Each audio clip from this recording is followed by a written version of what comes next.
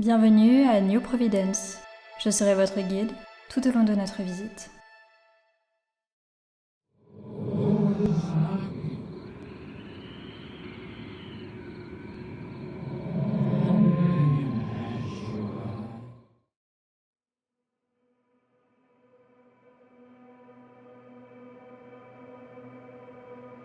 J'ai perdu la notion du temps.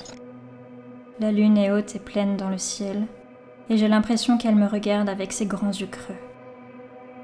Un gros nuage vient draper la vue de l'astre nocturne, et accoudé à ma table de travail, je songe aux énigmes du fond des abysses stellaires. Je ne peux plus croire que le vivant n'existe que sur notre planète bleue. Trop de cauchemars, trop d'expériences, trop d'indices m'ont prouvé le contraire. Et je dois comprendre par qui, quoi et comment l'univers est peuplé. Je ne peux résister à l'appel.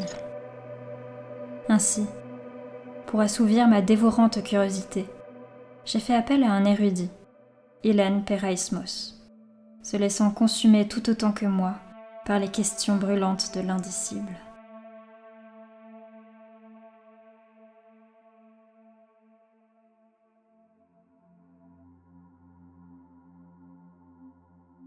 Encyclopédia, constellation de savoir, tissée par les étoiles des connaissances passées et présentes, illuminant le futur et les ténèbres des interrogations.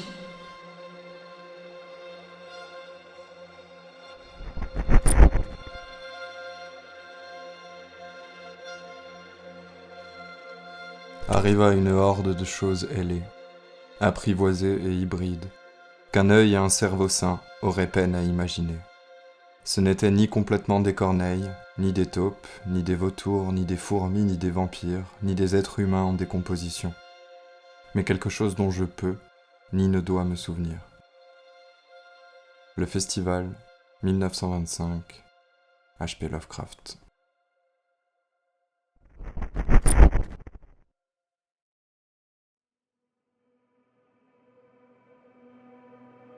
C'était lors d'une de mes expéditions en Alberta, où j'assistais un célèbre paléontologue. Alors que nous avions cru découvrir un nouveau spécimen de ptérosaure, la joie de mon équipe fut immense, mais pas la mienne. Cela n'avait rien à voir avec ce que la science avait découvert jusqu'à ce jour, et j'aurais préféré que nous ne tombions pas sur ces ossements, car je savais à quelle terrible créature ils appartenaient. C'étaient les restes d'un abominable Byakhi. Les Byakhi sont des êtres interstellaires composés de matière conventionnelle, la même que vous et moi, nous permettant d'appréhender la réalité. Lorsqu'il n'est pas réduit à l'état d'ossement, le corps d'un Byakhi comporte deux parties principales, le thorax et l'opisthodome. À partir du thorax s'étirent deux ailes, deux membres et une tête.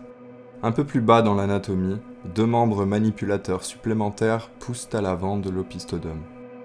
De plus, dans la région de l'opisthodome, nous pouvons y retrouver un étrange organe paramagnétique unique, jamais vu chez aucun être vivant, que nous nommons le Une. D'après les exobiologistes de l'université de Miskatonic, avec qui je communique et collabore, le Une pourrait s'accorder au champ magnétique galactique.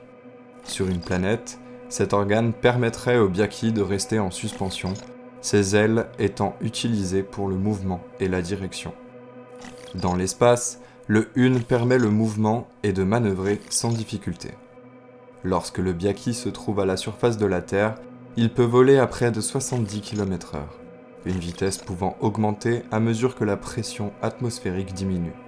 Ainsi, dans l'espace, ces créatures peuvent atteindre des vitesses équivalentes au dixième de la vitesse de la lumière. Un dernier élément intéressant vis-à-vis de cet organe, dans le vide interstellaire, ce dernier peut générer le motif d'espace-temps nommé Kane. À l'intérieur de celui-ci, un Byakhi peut voyager à des vitesses allant jusqu'à 400 fois la vitesse de la lumière. Générer un Kame demande cependant beaucoup d'énergie et cela n'est fait que pour les voyages interstellaires. Une fois le voyage terminé, le Byakhi émergent est terriblement affamé. Et pour l'information, la plupart des Byakhi rencontrés sur Terre arrivaient par le biais d'un Kame. Cela dit, les Byakhi préfèrent les planètes sans atmosphère et les noyaux de comètes. Ainsi, un Byakhi n'entre dans les atmosphères que pour se nourrir d'organismes liés aux planètes. Ces créatures n'ont pas besoin de respirer. Pour certains chercheurs, ces créatures seraient éventuellement originaires d'un lieu proche d'Aldébaran, Mais on peut retrouver des Byakhi jusqu'à plusieurs centaines d'années-lumière de cette étoile, comme nous le prouvent les ossements et spécimens parfois croisés par quelques chanceux ou malchanceux, question de point de vue. En tout cas, une chose est certaine, ce ne sont pas des résidents de notre planète, mais une certaine cité sans nom leur servirait de port. Les Byakhi peuvent être rencontrés seuls ou en petits groupes. Dans tous les cas, il n'est pas judicieux de s'en approcher. On ne sait pas leur habitude de reproduction, on ne sait pas s'ils ont une civilisation avancée, une société établie. Mais une chose est certaine, ils possèdent une grande intelligence et une ruse aiguisée. Il paraîtrait que certains sont capables de lancer des sorts, et sans en connaître la source, une rumeur circule comme quoi les Byakhi habitaient la ville de Carcossa, ce qui les aurait rendus fous. D'autres disent qu'ils auraient conclu un accord avec Astur pour les soutenir dans un conflit qui a conduit à la destruction de leur monde natal. Ils fréquenteraient également Yugoth, et d'autres mondes en priorité. En ce qui concerne leur alimentation, ces créatures aiment se nourrir de formes de vie interplanétaires rares dans le système solaire de la Terre, mais dévorent également les habitants de celle-ci. À moins que vous n'ayez quelque faveur d'un certain dieu nommé Astur, dont les Byakhi seraient les serviteurs, et que vous ayez consommé de l'hydromel stellaire, il est évidemment conseillé de fuir à la moindre rencontre. De toute façon, vous serez avertis, c'est une entité particulièrement bruyante et vive. Au repos et en vol, qui est sa méthode de déplacement favorite, il crie et coasse, excepté lorsqu'il traque sa proie. La créature faisant un peu plus que la taille d'un homme adulte, avec une physionomie aussi étrange que puissante, un humain ne peut rien contre un Byakhi une fois qu'il est repéré. Cependant, ils sont vulnérables aux armes ordinaires, sinon vous risquez de vous prendre un bon coup de griffe, certainement fatal, et de vous faire sucer le sang. Dans certains mythes anciens à travers le monde, nous pouvons deviner la présence des Byakhi auprès de certaines civilisations lors de rituels. Des dessins et noms y faisant penser. Parfois, ils sont nommés serviteurs de celui qui ne doit pas être nommé, lézards étoilés, destriers du vide ou simplement choses ailées. Sur certaines représentations, on voit même des humanoïdes prenant pour monture ces étranges créatures.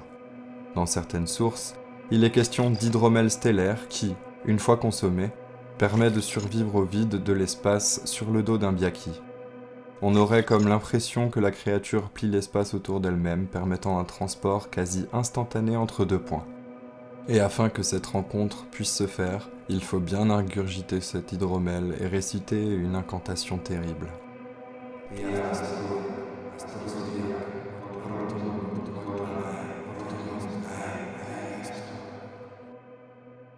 En raison de leur immunité naturelle à certaines lois de l'espace-temps, les Byakhi entendront l'invocateur qu'importe où et quand il se trouve. Mais un sifflet de pierre antique peut également permettre un appel. Malheureusement, cet objet est actuellement perdu ou un simple mythe. Si on s'y prend correctement, ces dangereuses créatures semblent pouvoir devenir de précieux alliés pour les humains, vouant une haine aux serviteurs du grand ancien Cthulhu et combattant les projets du seigneur d'Hurlier. C'est tout ce que je sais actuellement au sujet des Byakhi.